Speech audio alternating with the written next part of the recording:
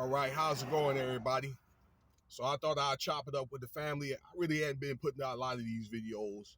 I think that really I'm just getting burnt out mentally. I don't know if it's between that and, like I say, I have other life-changing events. You know what I'm saying? Uh, that I'm going through right now, in which I don't get a chance to make these videos. But I look at it like this: I made damn near probably 1,300 videos, and I feel like these have, a lot of scriptorial roots in them about, and then, I accomplish that in current events. And I feel as though I've given enough instructions about all facets of life up to this point. You know what I'm saying? Although I still have a lot I need to learn myself. I'm 52 years young, so I'm still learning. The day that I think that I learn enough is the day I need to perish from this earth. Okay. Sometimes I may think that I know more than I need to know, but I don't. So I'm still learning just like you. Okay. But it's just a matter of, at times of swallowing your pride and maybe coming into certain things with a half a brain. I've been becoming more condensed of that, more, recent times and all that. All right. But some people out there, that I think that I've had a problem with, you guys will learn the hard way or whatever, okay, that you're not going to tell me what to do. All right. These apply to the people that I've had a problem with, uh, or when to do it. Okay. Change for me takes time. All right. Time is the essence. So let's get right into this topic. There's not a lot of topics I particularly want to talk about these days. I just say whatever I want. This is my channel. Uh, Deon Saunders. This guy has been getting a lot of flack over the last, let's say, 3-4 days after that loss against Oregon. 42-6, something like that, Saturday night. I was really heartbroken about the loss because I had a lot of, uh,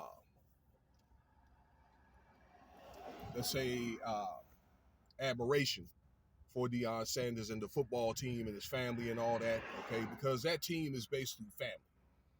And I think that's his concept about how he wants to run his team, how the players should have the attitude against, towards each other, okay, themselves and each other when they were to join the Colorado Buffaloes team, okay?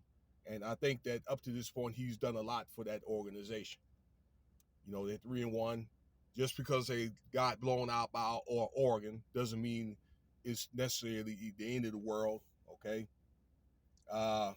But as much as I'm for the man, I mean, I got to spit out a little bit of truth and so forth, and what I think that's going on in my professional opinion. Okay, uh, really these sports, no matter if it's the NBA, the NFL, or the NHL, okay, probably at least half of it is rigged. All right, because it's a Vegas thing. Because these sports generate billions and billions of dollars. Okay, and they have a lot of hands, okay, that's in these players and in these games and so forth, okay. A lot of sponsorship, really the same as politics, okay, pretty much like that, okay. I think a lot of these coaches and a lot of these players are handpicked, well, and that's for a reason, because there's a certain way that these colleges and these other pro organizations want things done, and they're going to get the people that they feel that could get the job done. Same with the players. Okay, Deon is really no different or whatever. Okay, he's one of the select chosen. Okay, the selected as a player and as a coach. You already know, if you was around during that time where he played, that he generated a lot of success as a player.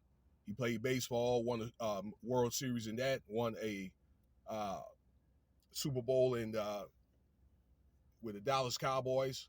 I believe it was the 49ers or the Dallas Cowboys, okay? I believe he won 2 Super Bowls. Correct me if I'm wrong, okay? But I know he's won 1 each, okay? The greatest cornerback and the most prolific and the most spirited that I've known other than my favorite player. I still think Darryl Green was still better, but Deon Saunders is box office. Okay, y'all remember Darryl Green played 20 years for the Redskins at the time. Fastest man alive for all that time. But anyway, that's neither here or there. After that loss, he was getting a lot of flack from different coaches and pretty much dogging them and stuff like that. But many of the colleges that they went in, basically what they did was they gave a lot of inside information about Colorado, about their, strengths and weaknesses and so forth. And it's supposed to have been alleged that Oregon knew what they were going to do, okay, coming into that game. I don't think that Colorado, they played well. And Travis Hunter was hurt, the wide receiver. So that didn't help because you need your key players to be healthy. And I think that Shedeur Sanders was not on all 8 cylinders. Okay. I think it was a combination of that. And it's what it is. They've been really, really in hard on Deon Sanders. And some of the players, I think that a lot of these coaches, a lot of other players in the media was talking about.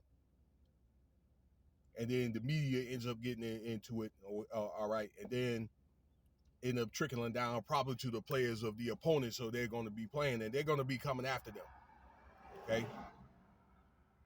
They have an upcoming game against USC. I saw some of the interviews with Deon Sanders where he talked about it, where he's like, look, you better get me now. And I believe that they're going to make amends to that, okay? Maybe I look at it like that loss is a humbling experience. Maybe he needed that loss just to show it ain't like they can't be beat, but maybe that'll galvanize something in them to do better, okay? To play better, all right? To be able to dig out all their abilities, not only just as a player, but, as a unit, being if it's offense or defense, the whole team, even the coaches, all right? I think that the coaches are able to look at themselves differently now after that. And basically what I think, and even Deon Sanders said that every player is going to have to look out for each other, okay? Coach, player, no matter what level, all right, is to take care of each other, okay? Because talent alone is not going to get you to the promised land. When I said the promised land, the national championship, okay? I still believe that they could have a chance to go at least they have a Final Four playoff. Probably, I think the best they could do is probably get a number 4 seed, okay? But they're going to have to win the rest of their games convincingly, and really there's little to no margin of error from this point, okay? And their schedule is not going to be easy. Those guys or whatever, okay, that conspired against them, I don't know if it's the NCAA or the players just in that particular conference. That's what, the WAC conference, I believe. They're not going to make it. What do you think they're going to do? Just make them national champions? That's not going to happen. All right? So I think between the coach and the players, they cannot get distracted because there's going to be people testing them. You know what I'm saying? Y'all heard that saying that who's going to go through life, okay, without being tested, all right? Through the narrow, especially if you go through the narrow gate, even the wide gate, but you go through the narrow gate to the promised land, you still going to be tested, okay? You also heard that saying what? When Joshua told his disciples what? They're going to hate you the same way they hate me. And I think this is something that Deon is going through right now. And I think there's more to it about him being a so-called black coach. I believe that the way he came into college football, okay, being that he's box office, so he's able to get the deals and he's able to, to get paid coaching and so forth. They was able to bring a lot of money into that organization ticket wise and all that. But look at what this man has been through. Take a look at that interview from Shannon Sharp on Shay Shay that he did about how he started from the bottom. That the only reason why he got into coaching because he didn't want his son to get screwed over. And then he ended up coaching a little league for many years. I don't know, 7, 8 years. And then he got to Jackson State. They screwed him over with his pay or whatever. He got less than $300,000 a year. Okay. And all his staff, coaches and staff was underfunded. Okay. This guy was getting ripped off. His ticket sales, he wasn't getting all the perks that he should get. And now he's with Colorado getting all of his reparations. And now they got a problem with it. Okay. And then endorsements on top of that. You see, Deon wasn't just the way he came in. It wasn't just the traditional way where you move up in the ranks, high school, I don't know, assistant college coach, the head college coach and so forth, or you maybe coached in the NFL and maybe came back down. Okay. So Deon is more like a brand. Okay. And he has a lot of experience and he's able to take that experience with his children and with other guys that he's coached for many, many years. And the same guys, okay, and they were able to put together a pretty good squad. All right? A squad to be reckoned with. Now, I just think it's a matter of just them getting out there and just doing what they do. People know who Deon is. They know who Shador and his other son, Shiloh, is.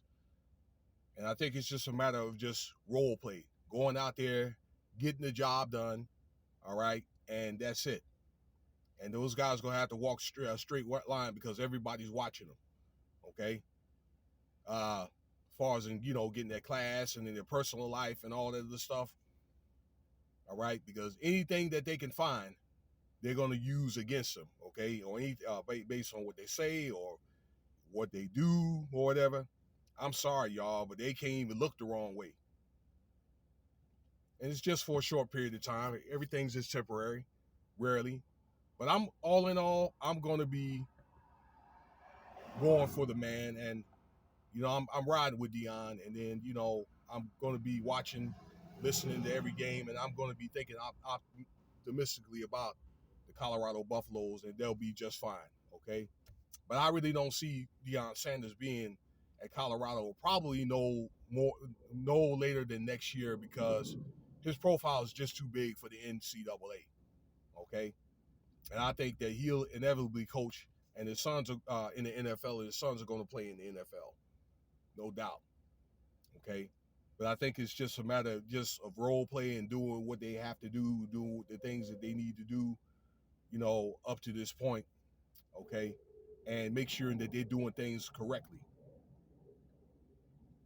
And they will end up getting their due reparations. They're already getting it. So let me know what you think about the video, this video here. All right. I hope this stimulates some thought. Let me leave you with this. I can't see why he was loved so much. This is Deon as a player, and then hated so much as a coach.